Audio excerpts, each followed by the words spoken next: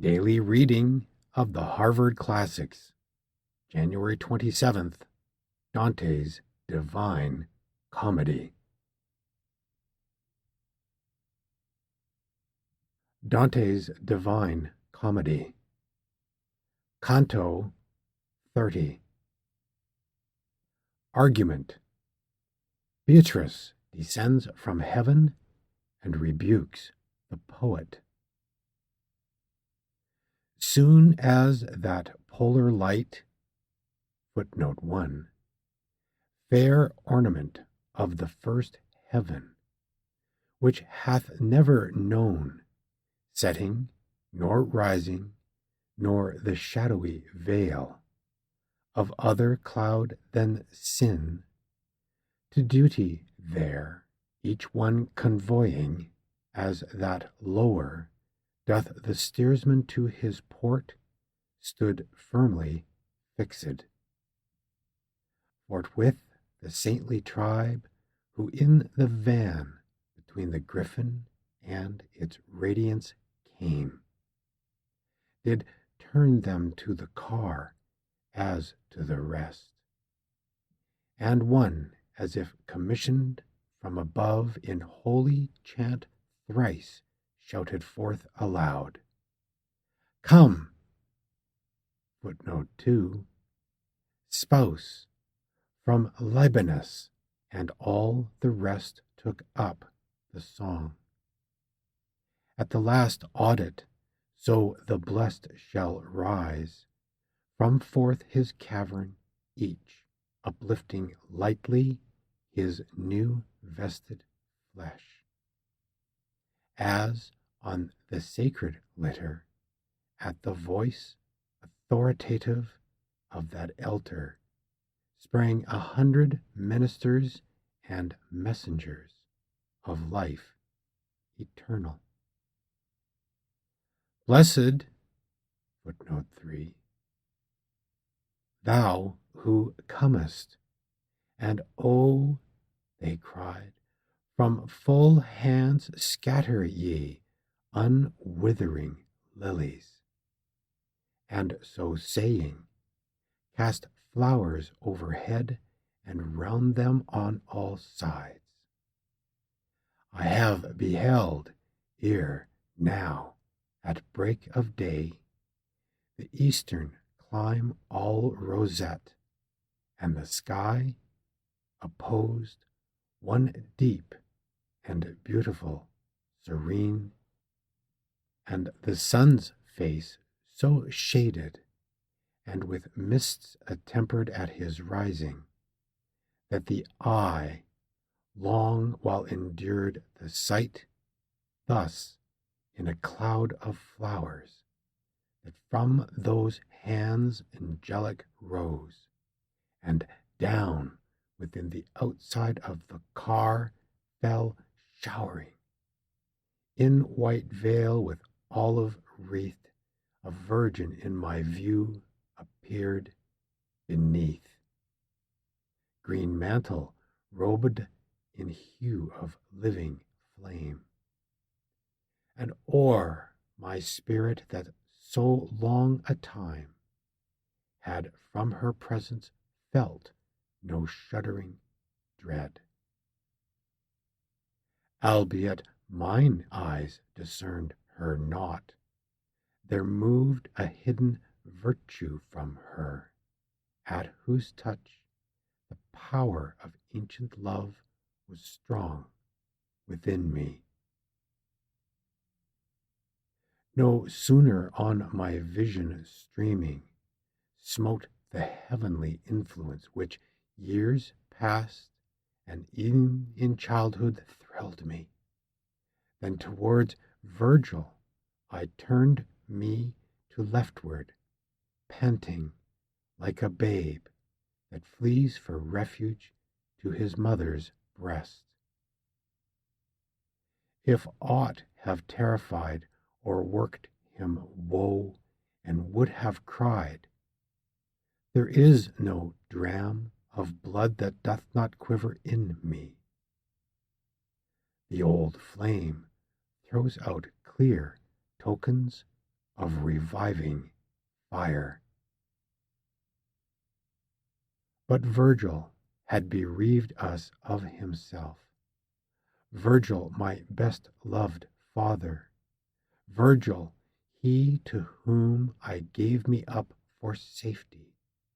Nor all our prime mother lost availed to save my undewed cheeks from blur of soiling tears.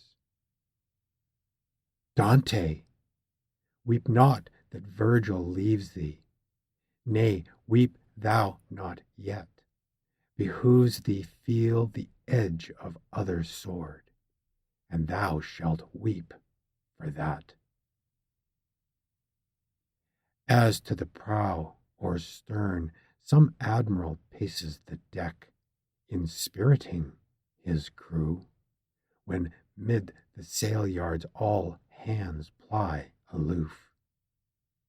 Thus, on the left side of the car, I saw, turning me at the sound of mine own name, which here I am compelled to register, the Virgin stationed who before appeared, veiled in that festive shower angelical.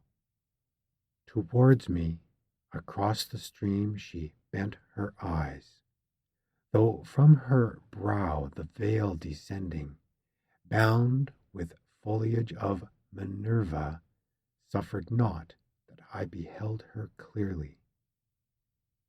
Then with act full royal, still insulting o'er her thrall, added, as one who, speaking, keepeth back the bitterest saying to conclude the speech.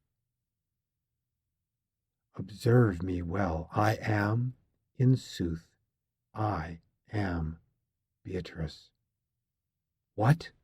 And hast thou deigned at last approach the mountain? Knewest not, O man, thy happiness is here?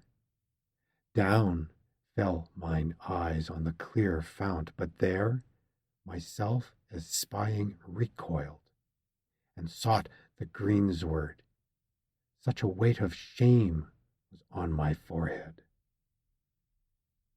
With a mien of that stern majesty which doth surround a mother's presence to her awe-struck child, she looked. A flavor of such bitterness was mingled in her pity. There her words break off, and suddenly angels sang. In thee, O gracious Lord, my hope hath been.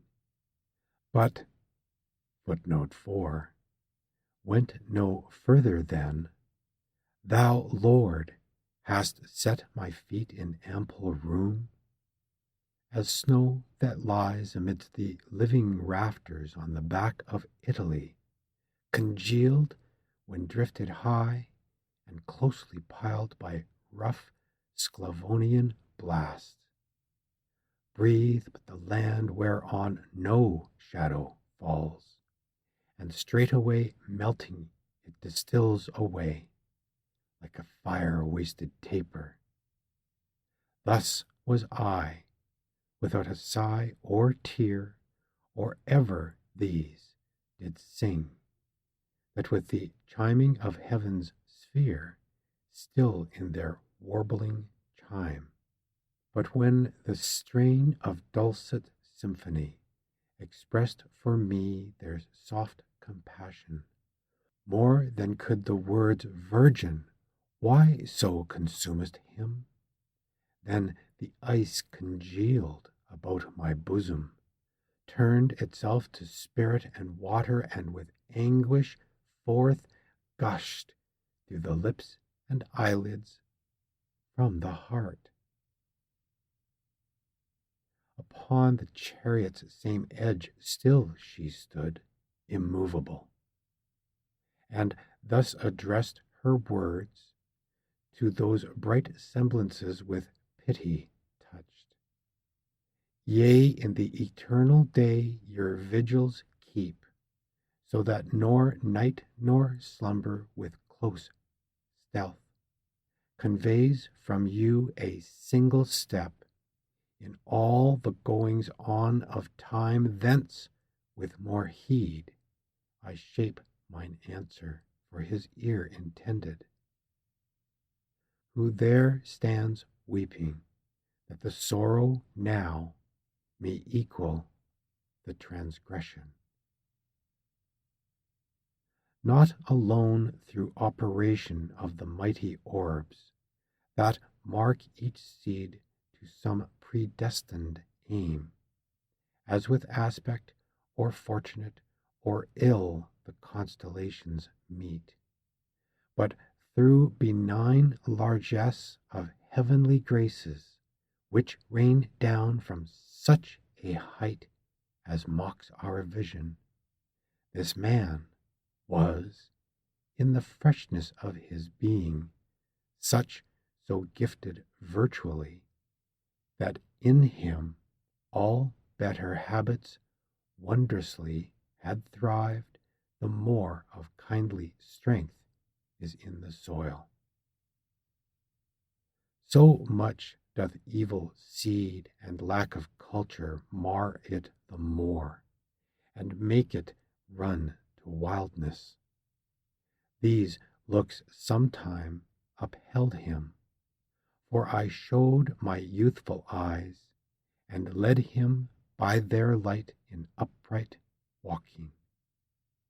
Soon as I had reached the threshold of my second age, and changed my mortal for immortal, then he left me, and gave himself to others.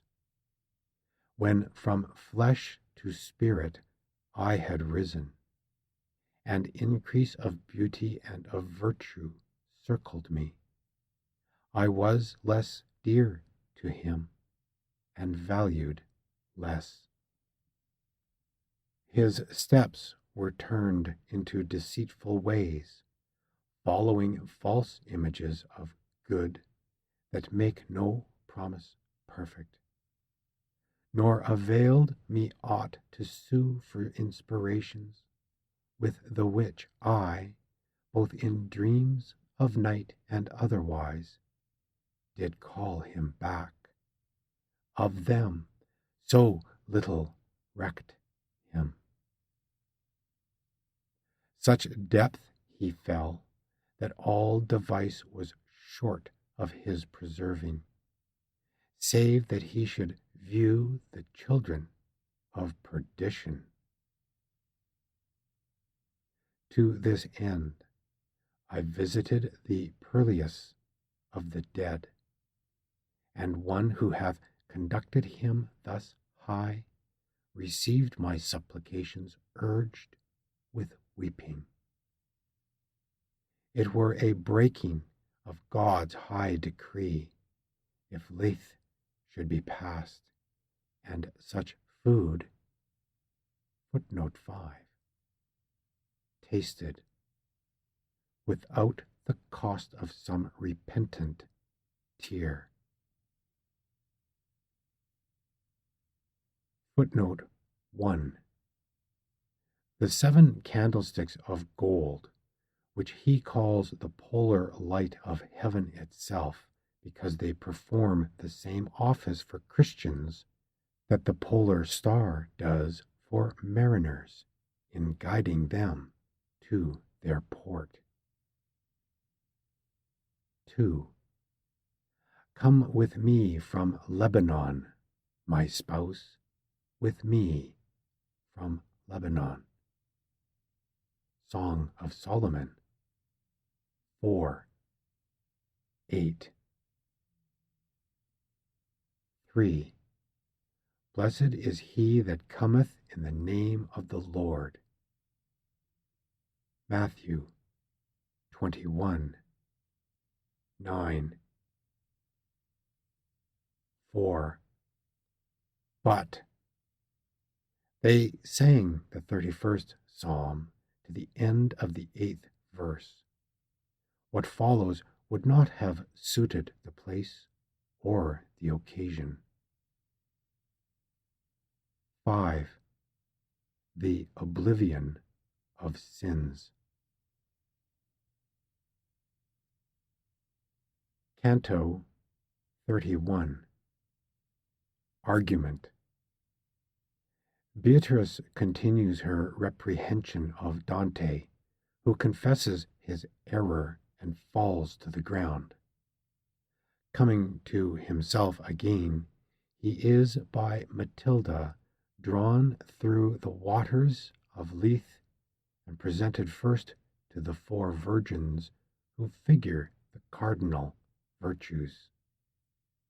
These, in their turn, lead him to the griffin, a symbol of our Savior, and the 3 virgins, representing the evangelical virtues, intercede for him with Beatrice, that she would display to him her second beauty. O thou, her words she thus without delay, resuming, turned their point on me, to whom they, with but lateral edge, footnote 1, seemed harsh before. Say thou, who standst beyond the holy stream, if this be true.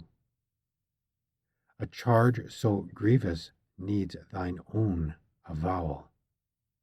On my faculty such strange amazement hung, the voice expired imperfect, ere its organs gave it birth. A little space refraining, then she spake, What dost thou muse on? Answer me. The wave on thy remembrances of evil yet hath done no injury. A mingled sense of fear and of confusion from my lips did such a yea produce, as needed help of vision to interpret. As when breaks, in act to be discharged, a crossbow bent beyond its pitch, both nerve and bow o'erstretched, the flagging weapon feebly hits the mark. Thus tears and sighs forth gushing did I burst beneath the heavy load, and thus my voice was slackened on its way. She straight began, When my desire invited thee to love the good, which sets a bound to our aspirings, what bar of thwarting fosse or linked chain did meet thee, that thou so shouldst quit the hope of further progress? Or what bait of ease or promise of allurement led thee on elsewhere, that thou elsewhere shouldst rather wait? A bitter sigh I drew, then scarce found voice to answer. Hardly to these sounds my lips gave utterance, wailing, Thy fair looks withdrawn, things present, with deceitful pleasures turned my steps aside. She answering spake, Hadst thou been silent or denied what thou avowest, thou hadst not hid thy sin the more. Such eye observes it. But whene'er the sinner's cheek breaks forth into the precious streaming tears of self-accusing, in our court the wheel of justice doth run counter to the edge. Footnote 2.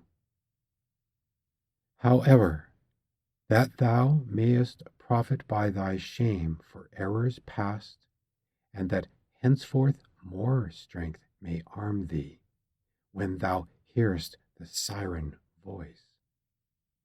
Lay thou aside the motive to this grief, and lend attentive ear, while I unfold how opposite a way my buried flesh should have impelled thee.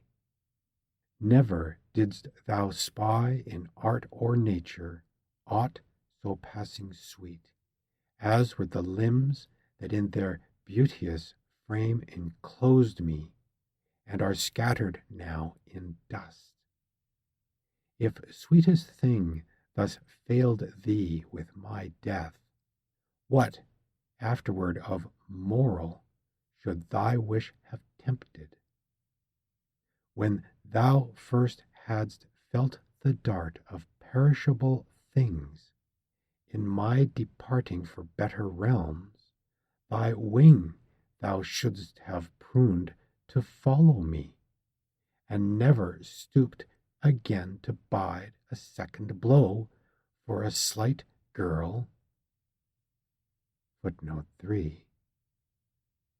Or other gowed as transient and as vain. The new and inexperienced bird, footnote 4, awaits, twice it may be, or thrice, the fowler's aim. But in the sight of one whose plumes are full, in vain the net is spread, the arrow winged. I stood, as children silent and ashamed stand, listening with their eyes upon the earth, acknowledging their fault, and self-condemned. And she resumed, if but to hear thus pains thee, raise thou thy beard, and lo, what sight shall do. With less reluctance yields a sturdy holm, rent from its fibers by a blast that blows from off the pole or from Larva's land. Footnote 5. Then I at her behest my visage raised, and thus the face denoting by the beard, I marked the secret sting her words conveyed. No sooner lifted I mine aspect up, than I perceived those primal creatures cease their flowery sprinkling, and mine eyes beheld, yet unassured and wavering in their view, Beatrice, she who towards the mystic shape that joins two natures in one form had turned, and even under shadow of her veil, and parted by the verdant rill that flowed between, in loveliness she seemed as much her former self-surpassing, as on earth all others she surpassed. Remorseful goads shot sudden through me. Each thing else, the more its love had late beguiled me, now the more was loathsome. On my heart so keenly smote the bitter consciousness that on the ground o'erpowered I fell. And what my state was then, she knows who was the cause. When now my strength flowed back, returning outward from the heart, the lady, footnote 6, whom alone I first had seen, I found above me. Loose me not, she cried, loose not thy hold, and lo, had dragged me high as to my neck into the stream, while she, still as she drew me after, swept along, swift as a shuttle, bounding o'er the wave. The blessed shore approaching then was heard so sweetly to asperges me, that I may not remember, much less tell, the sound. The beauteous dame, her arms expanding, clasped my temples, and immerged me where 'twas fit the wave should drench me, and thence raising up within the fourfold dance of lovely nymphs, presented me so laved, and with their arm they each did cover me. Here are we nymphs, and in heaven are stars, or ever earth was visited of Beatrice we, appointed for her handmaids, tended on her.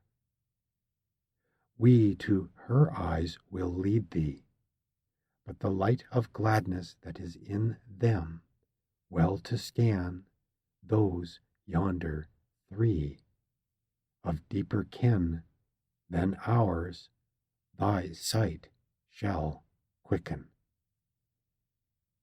Thus began their song, and then they led me to the griffin's breast, where, turned toward us, Beatrice stood.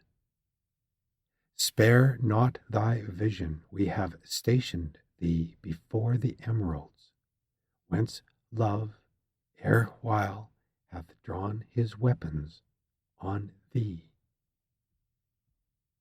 As they spake, 1,000 fervent wishes riveted mine eyes upon her beaming eyes that stood still fixed toward the griffin, motionless.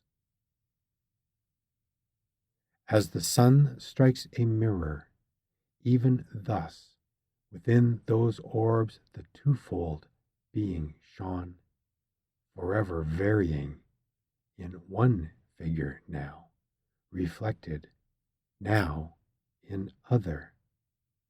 Reader, muse how wondrous in my sight it seemed to mark a thing, albeit steadfast in itself, yet in its imaged semblance mutable, full of amaze and joyous, while my soul fed on the viand, whereof still desire grows with satiety.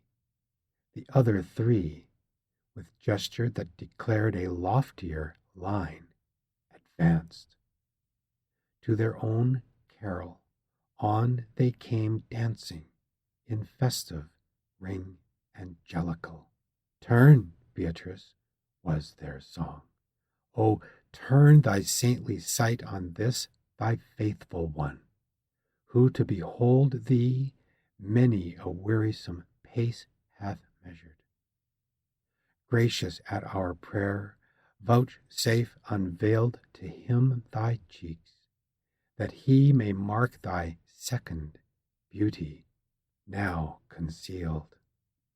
O splendor, O sacred light eternal, who is he so pale with musing empyrean shades, or with that fount so lavishly imbued, whose spirit should not fail him in the essay to represent thee such as thou didst seem, when under cope of the still chiming heaven thou gavest to open air thy charms revealed?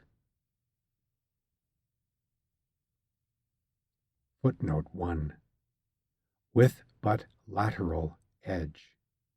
The words of Beatrice, when not addressed directly to himself, but spoken of him to the angel, Dante had thought sufficiently harsh. 2. The weapons of divine justice are blunted by the confession and sorrow of the offender. 3.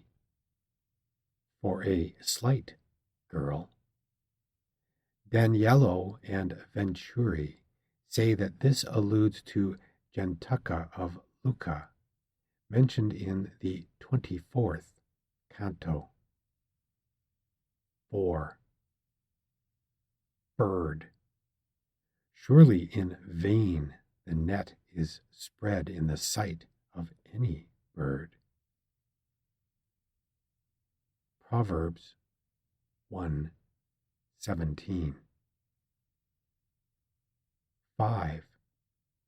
From Larbus land, the south. 6. The Lady Matilda.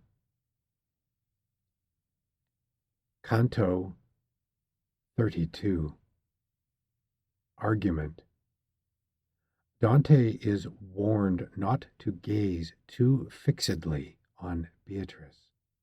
The procession moves on, accompanied by Matilda, Statius, and Dante, till they reach an exceeding lofty tree, where divers strange chances befall.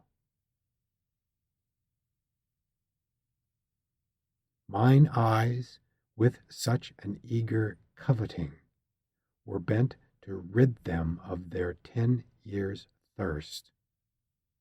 Footnote 1. Not other sense was waking, and e'en they were fenced on either side from heed of aught.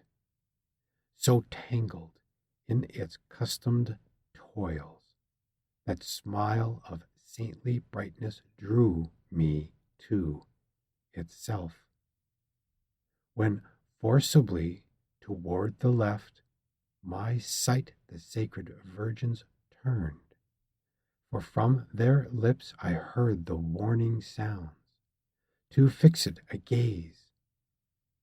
Awhile my vision labored, as when late upon the o'er-strained eyes the sun hath smote.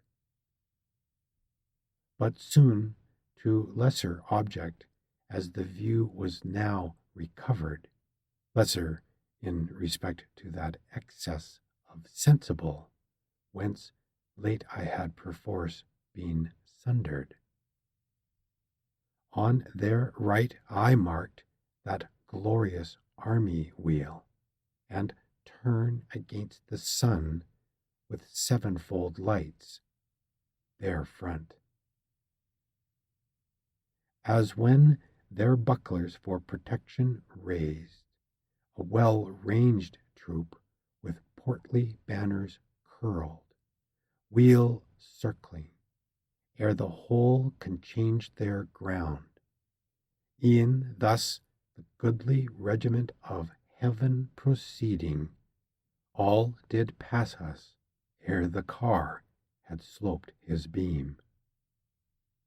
Attendant at the wheels the damsels turned, and on the griffin moved the sacred burden, with the pace so smooth no feather on him trembled. The fair dame who through the wave had drawn me, accompanied by Statius and myself, pursued the wheel, whose orbit, rolling, marked a lesser arch. Through the high wood, now void, the more her blame who by the serpent was beguiled, I passed, with step in cadence to the harmony angelic. Onward had we moved, as far perchance as arrow at 3 several flights full-winged had sped, when from her station down descended Beatrice. With one voice all murmured Adam, circling next a plant to spoil the flowers and leaf, on every bough its tresses, spreading more as more they rose, were such, as midst their forest wilds for height the Indians might have gazed at.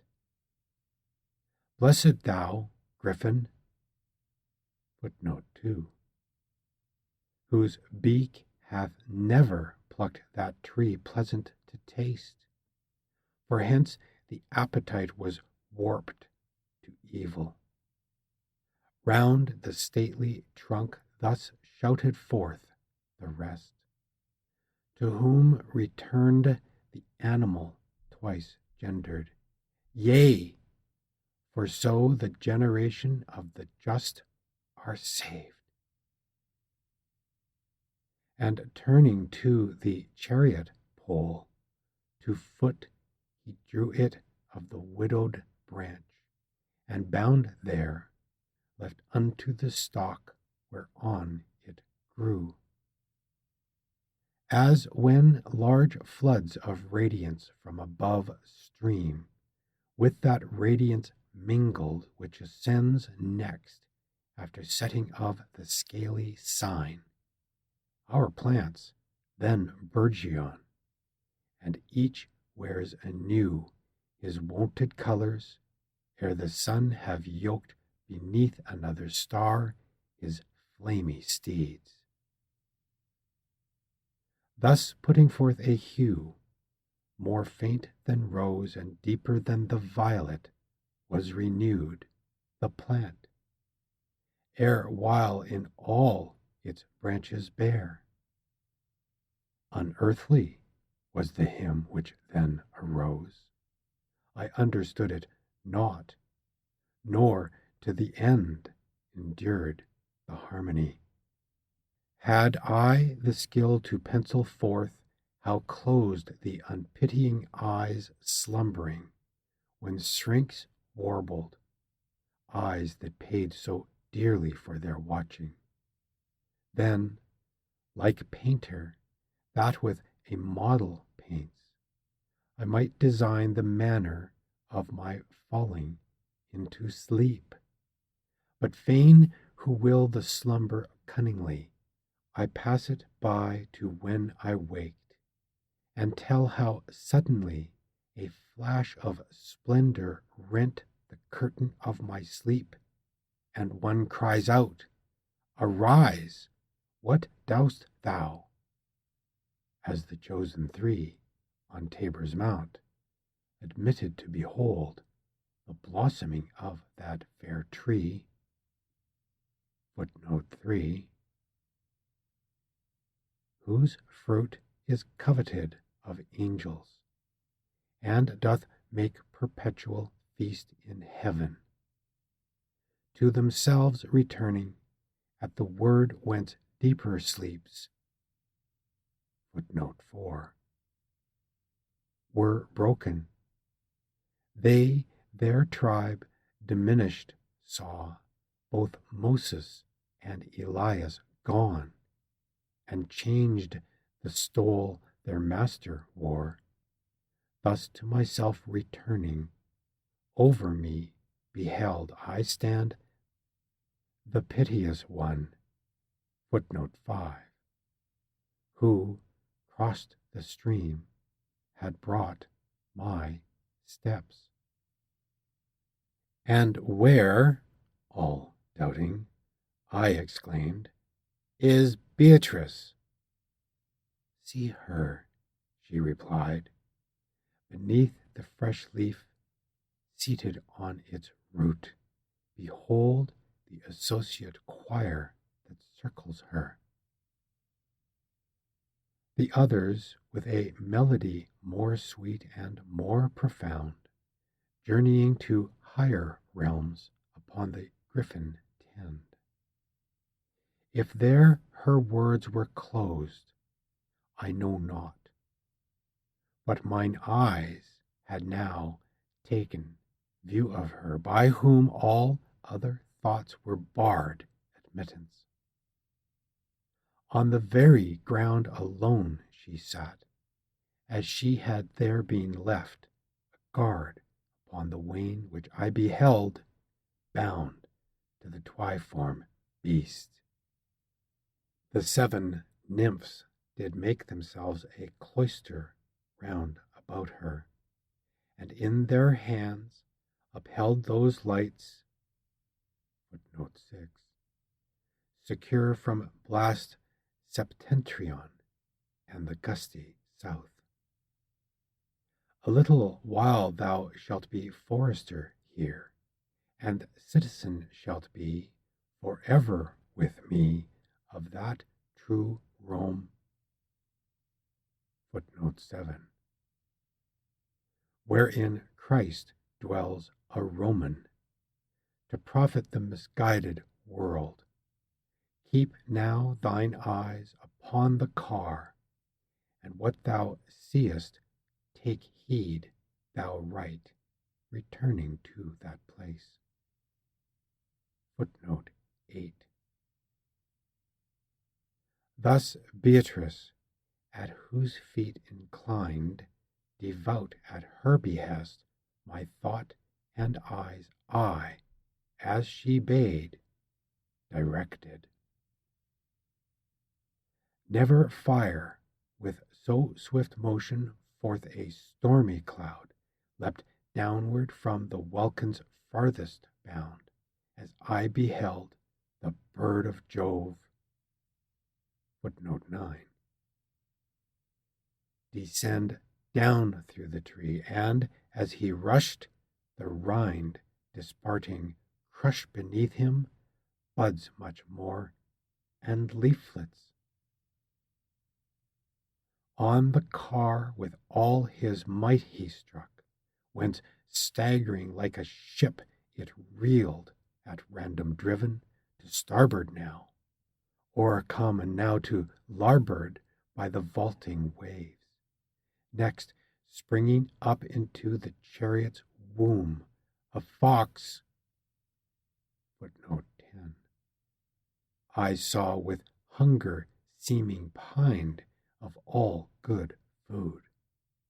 But for his ugly sins, the saintly maid rebuking him, away scampering he turned, fast as his hide-bound corpse would bear him.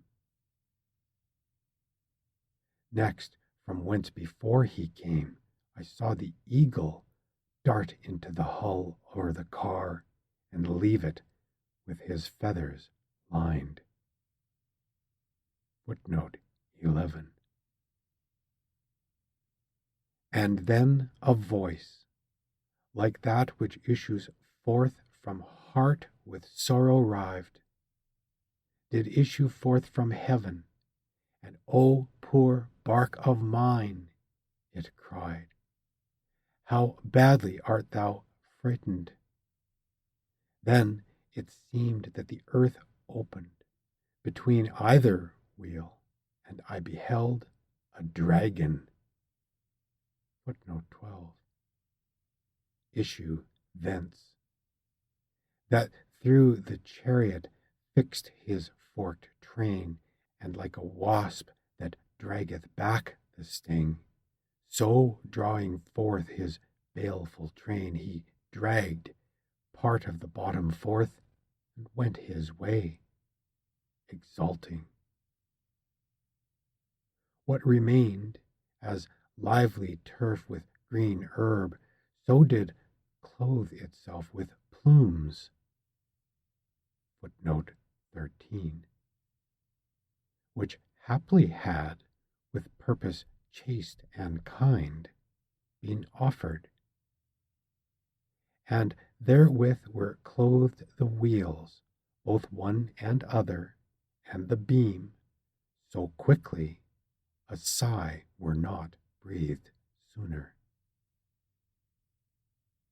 Thus transformed, the holy structure through its several parts did put forth heads. Footnote 14. 3 on the beam, and 1 on every side. The first like oxen horned, but with a single horn upon the front, the 4. Like monster sight hath never seen, or it. Footnote 15. Methought there sat, secure as rock on mountain's lofty top, a shameless whore, whose ken roved loosely round her. At her side, as 'twere that none might bear her off, I saw a giant stand, and ever and anon they mingled kisses. But her lustful eyes chancing on me to wander, that fell minion scourged her from head to foot all o'er, then full of jealousy and fierce with rage, unloosed the monster and dragged on. Footnote 16. So far across the forest that from me its shades alone shielded the harlot and the new formed brute. Footnote 1. Their 10 years' thirst.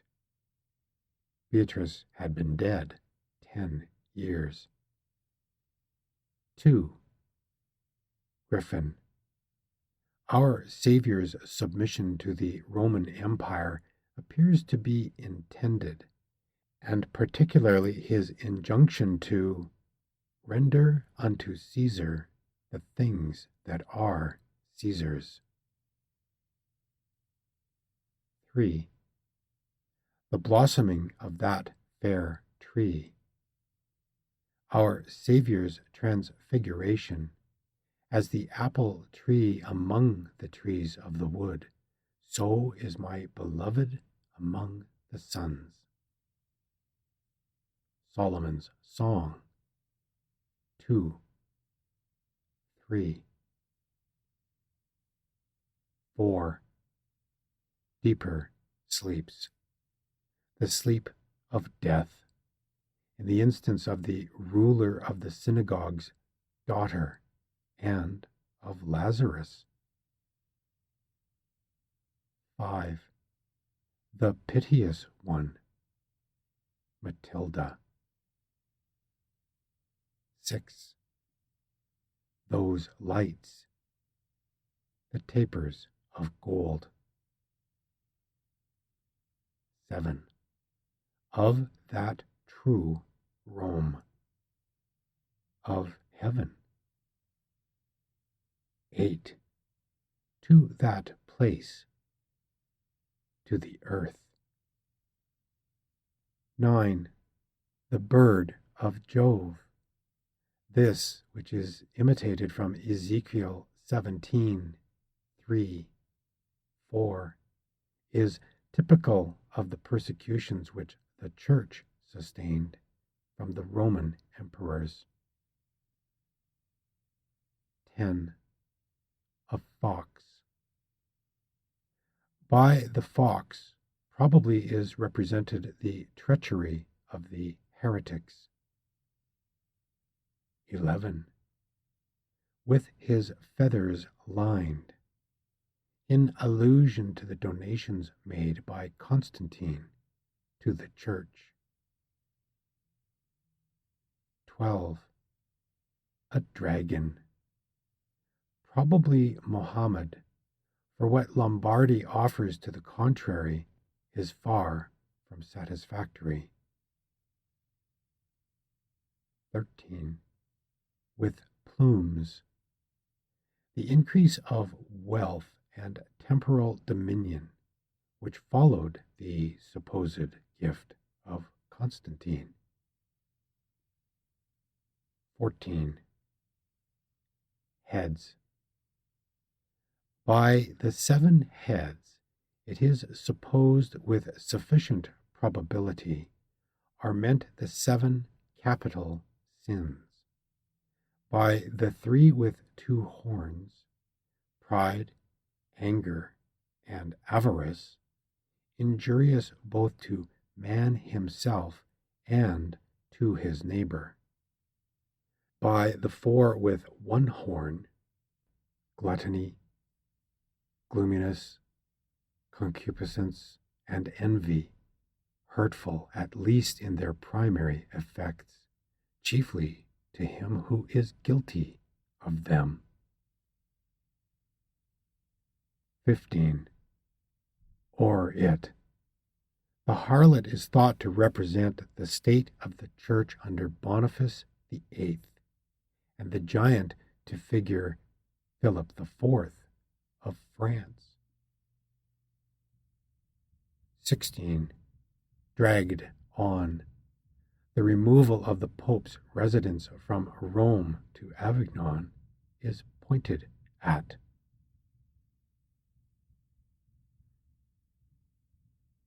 End of Daily Reading of the Harvard Classics, January 27th, Dante's Divine Comedy.